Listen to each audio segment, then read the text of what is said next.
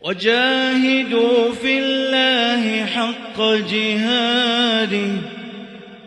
هو اجتباكم وما جعل عليكم في الدين من حرج ملة أبيكم إبراهيم هو سماكم المسلمين من قبل وفي هذا ليكون الرسول شهيدا عليكم وتكونوا شهداء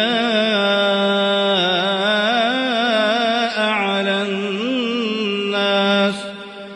فأقيموا الصلاة وآتوا الزكاة